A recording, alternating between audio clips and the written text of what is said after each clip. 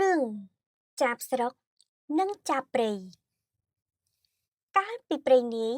នៅសម័យដែលភូមិស្រុកនៅជាប់ព្រៃធំនិងវាលស្រែមានចាបពីរប្រភេទរស់នៅក្នុងតំបន់តែមួយប៉ុន្តែមានជីវិតខុសគ្នាខ្លាំងណាស់ចាបមួយហៅថាចាបស្រុករស់នៅជិតផ្ទះមនុស្សស្រែនិងចម្ការចាបមួយទៀតហៅថាចាបព្រៃរស់នៅក្នុងព្រៃជ្រៅឆ្ងាយពីមនុស្សទោះជាសត្វតូចៗក៏ដោយពួកវាមានគំនិតនិងអារម្មណ៍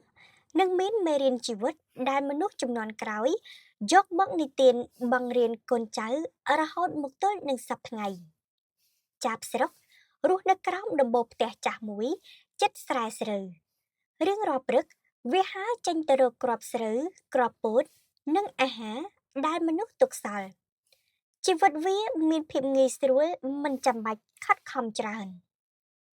ចាបស្រុកតែងនិយាយជាមួយមិត្តថារស់នៅជិតមនុស្សមានអាហារមិនខ្វះតែបន្តិចគ្រោះថ្នាក់ពីឆ្មានិងកូនក្មេងវាពេញចិត្តនឹងជីវិតសាមញ្ញមានអាហារត្រៀមរួចនិងសម្បុកកក់ក្ដៅចាបព្រៃរស់នៅលើដើមឈើខ្ពស់ក្នុងព្រៃជ្រៅវាត្រូវហើរឆ្ងាយដើម្បីរកគ្រាប់ព្រៃសត្វល្អិតនិងផ្លែឈើតូចៗជីវិតវាលំបាកតែមានសេរីភាពចាបព្រៃតែងនិយាយថារស់នៅក្នុងព្រៃទោះអត់អាហារពេលខ្លះក៏មានសេរីភាពនិងគ្មាននរណាបញ្ជាវាមិនសូវឃើញមនុស្សទេតែតែងប្រុងប្រយ័ត្នពីសត្វព្រៃនិងព្យុះភ្លៀងថ្ងៃមួយក្នុងរដូវច្រូតស្រូវចាបព្រៃហើរចេញពីព្រៃដោយធំក្លិនស្រូវនៅលើវាលវាបានជួបចាបស្រុកនិយាយដោយមោទនភាពមើលទៅជីវិតខ្ញុំស្រួលណាស់មិនបាច់ខិតខំដូចអ្នកចាបព្រៃញញឹមតិចៗហើយឆ្លើយថាជីវិតស្រួលមានតម្លៃតែសេរីភាពក៏មានតម្លៃដែរពួកវាចាប់ផ្ដើមជជែកគ្នាអំពីជីវិតរហូតក្លាយជាមិត្តចាបស្រុកអញ្ជើញចាបព្រៃទៅរស់នៅស្រុកដោយសន្យាថាមានអាហារគ្រប់គ្រាន់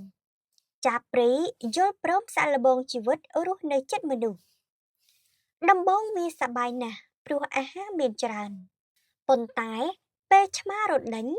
និងកូនក្មេងគប់ថ្មវាចាប់ផ្ដើមភ័យនិងមិនមានអារម្មណ៍សុខសាន្តចាបព្រៃគិតក្នុងចិត្តថាអាហារច្រើនតែគ្មានសេរីភាពបន្ទាប់មកចាបព្រៃអញ្ជើញចាបស្រុកទៅព្រៃ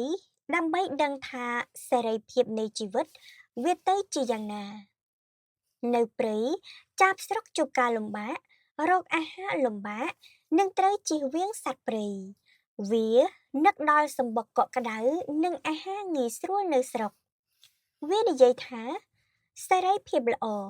តែខ្ញុំមិនអាចអត់ភាពសុវត្ថិភាពបានថ្ងៃមួយមានព្យុះធំបក់ខ្លាំងភ្លៀងធ្លាក់មិនឈប់ចាបស្រុកនិងចាបព្រៃជាប់គាំងនៅកន្លែងតែមួយពួកវាជួយគ្នាសង់សម្បុកបណ្ដោះអាសន្នប្រើប្រាជ្ញារបស់ចាបព្រៃនិងបទពិសោធន៍រស់នៅជិតមនុស្សរបស់ចាបស្រុកព្យុះកន្លងផុតពួកវានៅរស់រានក្រោយព្យុះពួកវាដឹងថាជីវិតគ្រប់បែបមានល្អនិងអាក្រក់ចាបស្រុកនិយាយថាខ្ញុំស្រឡាញ់ភាពសុខសាន្តនិងអាហារងាយស្រួលចាបព្រៃក៏ឆ្លើយវិញថាខ្ញុំស្រឡាញ់សេរីភាពនិងធម្មជាតិពួកវាបែកគ្នាដោយការគោរពគ្នាទៅវិញទៅមកចាប់តាំងពីថ្ងៃនោះមកចាបស្រុកនិងចាបព្រៃត្រូវបាននិទានបង្រៀនថាជីវិត